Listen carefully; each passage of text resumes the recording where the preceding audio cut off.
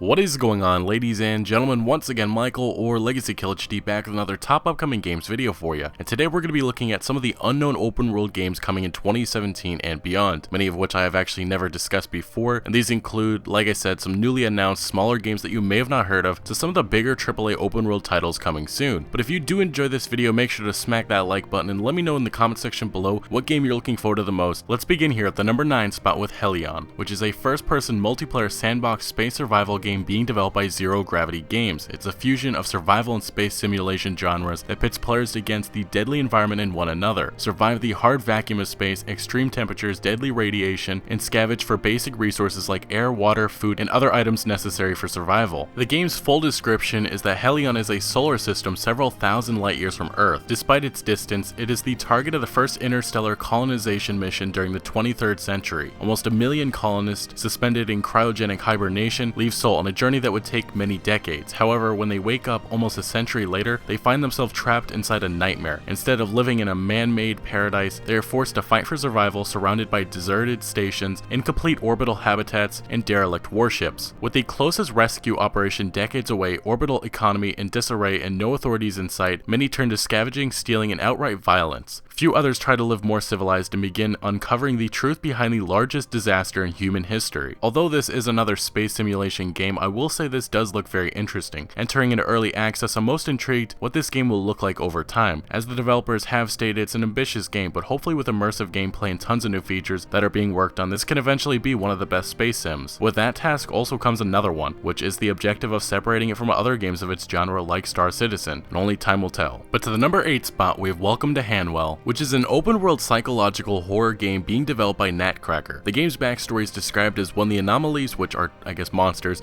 first emerged, the Hanwell Council of Public Protection, the HCPP, was formed to keep residents safe, providing equipment and expertise on prevention and preparation. With the help of the HCPP, Hanwell became one of the safest, if most inconvenient places on the planet. But the council has fallen. You try to carry on as normal, but failing equipment and lack of warning has become a major issue. In addition to this, you are being stalked by a mysterious individual who seems to be everywhere. The rest of the world closed the gates and left Hanwell to rot. Thus begins your journey. The monsters, like I said, they're known as anomalies, roam the streets. There is an entire city to explore, featuring different environments, each more distinct than the last. From residential homes, old English pubs, parks, and a jail, all the way to the infamous HCPP Research Center. Each location holds its own backstory, leading to your arrival. Being someone who's never exactly been crazy about horror games, this one has caught my interest. We've only seen a brief peek at this world, but the backstory sounds intriguing, and I'm looking forward to encountering these anomalies, but I really do hope this game is more than just jump scares and provides an engaging narrative. And now to the number 7 spot, we have Scum, which is a multiplayer open world survival game being developed by Vampyr and Crow Team. It's a next generation story-driven survival game featuring complex game mechanics and unrevealed survival features. Scum evolves the multiplayer open world survival game with unprecedented levels of character customization, control, and progression, where knowledge and skills are the 4 ultimate weapons for long-term survival. Players will balance base level needs with knowledge-based skills to manage everything from nourishment, metabolic rate, and body mass to weapons proficiency, combat style, and security systems hacking. The game's actual description reads, "The world's unquenchable need for entertainment has turned towards bloodlust as entertainment behemoth TEC1 is set to premiere season 2 of its television sensation Scum. This new season moves the contest from the rugged, enclosed Alcatraz sector to the full grandeur of an island with a sordid history of violent incarceration. Both fan favorites and new prisoners will clash in a ruthless war survival while battling for the support of viewers, producers, and corporate sponsors for fame, gifts, and a chance of life after death." My take on this is it's an interesting concept, nothing like an open world prison game, and the concept around this game reminds me of that crappy movie The Condemned, which I believe starred Stone Cold Steve Austin back in 2007, and kind of the Hunger Games in a way. But either way, hopefully this game ends up better than The Condemned. And I mean, it's intriguing. I like the idea behind it, but it sounds like it's been done before in film. Let's see how it carries over to video games. But to the number 6 spot, we have Die Young, which is an open-world survival game being developed by Indie Gala. The game reads, "As a young girl, you'll find yourself trapped on a dazzling yet mysterious island on the Mediterranean Sea. Inhabited by a strange rural community, you have no knowledge of who kidnapped you or why. The ultimate goal is to find a way to escape. Your only weapons are your physical skills, run, jump, climb, and leave your enemies behind. You'll be able to explore the island and find out more about its suspicious dwellers, ancient ruins, dark mines, and caves. You can search for water, items, and equipment that can help you survive the nightmare Vampyr uncover the awful truth behind the quiet, pastoral life of the island. I'll start off by saying this game looks beautiful and the voice acting not so much, but I definitely see potential and really hoping the developers can make this exploration and gameplay fun, as I guess we can't attack anybody and it's all about running away, which sounds worrying to me, and I've seen some of the worries that people have made. So hopefully the gameplay is engaging and fun, but only being able to run away, that's something that, you know, there's a reason why video games haven't stepped on that, but we'll have to see once the final product comes out. And at the number 5 spot we have GreedFall, which is an open world fantasy RPG inspired by Baroque art of 17th century Europe, and this is being developed by Spider Studio. In the game, you, alongside other settlers, mercenaries, and treasure hunters, explore a remote island where the locals who are fighting off invading settlers are protected by supernatural beings. Spider Studio has said GreedFall is about combat, but is also about diplomacy, deception, and stealth. The official description of this game reads, "The island of GreedFall is a living, ever-evolving world. Your actions, from seemingly trivial choices to the most important political decisions, will influence and affect its course, as well as the relationship between the different factions established on the island." But it was only recently we got our first peek at this game, and I must say it looks rather unique. I'm very fond of the era that they will be portraying, and adding a fantasy element to it is even more exciting, if done properly. But I really like hearing about the importance of choices within this game, such as political decisions having an effect. It looks to be that Spider Studio has some ambitious ideas for this game, and that alone has me intrigued, but looking at their past track record, I'm not too crazy about some of their previous titles. Either way, this is a game to watch closely moving forward. And to the number 4 spot we have Vampyr. It's an action role-playing video game developed by Don't Nod Entertainment and published by Focus Home Interactive. The plot revolves around vampire doctor Jonathan Reed, who has come to terms with his undead condition. He must deal with being torn between the Hippocratic Oath and his newfound bloodthirsty nature. The player is under no obligation to kill to finish the game. Dialogue options can be used for hunting prey to feed on, which replenishes strength and levels up the lead character. Melee and ranged weapons are employed while combating enemies, and Vampyr is actually based on the 1918 London Spanish flu pandemic. And if you're unaware, this game is being developed by the developers behind Life is Strange, and Vampyr will be running on the Unreal Engine 4, but I have to admit that I'm impressed by the premise of this game. You really don't see many vampire games made today, and it looks to be that we're going to have the choice of playing good or bad, I guess going full vampire and just killing innocent people, and the other, I guess, saving people's lives. So that's going to be interesting to see how that'll be utilized. But my only hope from all of this is that the developers behind this does listen to the community and their feedback that they're giving, because this game does have a lot of potential, but it looks to be that there are some needed adjustments and improvements, such as some of the lip syncing and the combat. And at the number 3 spot we have Super Mario Odyssey, which is a platform video game developed and published by Nintendo for the Nintendo Switch. It puts players in the role of Mario, and he travels across various worlds, most likely in order to stop Bowser from forcing Princess Peach to marry him. The game returns to the freeform open-world level design previously featured in Super Mario 64 and Super Mario Sunshine, and features several levels inspired by real-world locations such as New York City. Mario retains several of his classic platforming techniques, such as wall jumping, while also possessing new techniques such as ledge grabbing. A unique feature of the game is Mario's ability to throw his cap, which appears to have formed its own personality. Mario can use his cap like a spring, allowing him to reach high ledges or cross long gaps. Being a Nintendo fan, I'm excited for this new game. I really like the various worlds for us to explore, not to mention Grand Theft Mario, or well, New York, which is going to be a lot of fun to venture through. Either way, this is definitely another bright spot for Nintendo in this upcoming Switch console. And now to the number 2 spot we have Kingdom Come Deliverance, which is an open world role-playing video game in development by Warhorse Studios. It will be a single-player experience with branching questlines and a highly interactive world, encouraging emergent gameplay. And it's set in the medieval kingdom of Bohemia, an imperial state of the Holy Roman Empire, with a focus on historically accurate and realistic content. The plot of the game reads as so: the old king has died and his heir lacks the power to secure his throne. The new king's brother seizes this opportunity to kidnap the king and pillage his lands, seeking his own advancement. The game will follow the son of a blacksmith whose family has been killed by the invading army. The protagonist seeks revenge and will ultimately strive to restore the rightful ruler to the throne and order to the land. And some of the gameplay features that have been noted are quests, which are intended to be open-ended with multiple ways to complete objectives to allow multiple character types to be viable. The storyline will feature some large-scale events such as castle sieges and large battles. And I have been following this game closely for the last year, and I'm still very excited even after the first delay. There have been some worries, such as some of the demos showing visibly bad voice acting and combat, but it looks to be the studios taking their time, and I'm very hopeful this will be an amazing RPG experience, because the premise and overall concept of this game is intriguing. Let's just remain optimistic that this will become a reality rather than a vision. But now to the number 1 spot we have Sea of Thieves, which is an action-adventure open-world video game developed by Rare. The game is set in a pirate world. A player joins a crew, either via matchmaking or by inviting friends, and sets sail of a pirate ship to experience different kinds of adventures and activities together. Some of the key features and gameplay elements include strong focus on cooperative gameplay mechanics, treasure hunting for gold, because obviously that's with all pirate games, collecting resources like wood, etc. to craft equipment, player versus player moments in a shared world map, map, dynamic day and night cycle, and real-world simulated water rendering and physics. And the game is also purported to have elements of first-person gameplay and features user-generated content, in which players have the ability to craft their custom stories by using in-game tools. This is looking to be Microsoft's big game of 2017. There's a lot riding on this after the cancellation of Scalebound. Everything about this game looks fun, but it will be interesting to see if they can get this game to a wider audience, because I'm not convinced everyone is going nuts for this. From the gameplay we have seen, it looks like it's a great multiplayer game, but I'm most interested in seeing what this open world has to offer. What makes our character or pirate wish to sail the seas other than obvious treasure hunting? Either way, I really feel Sea of Thieves is one of the games in 2017 to watch out for, because it very much could be a standout title,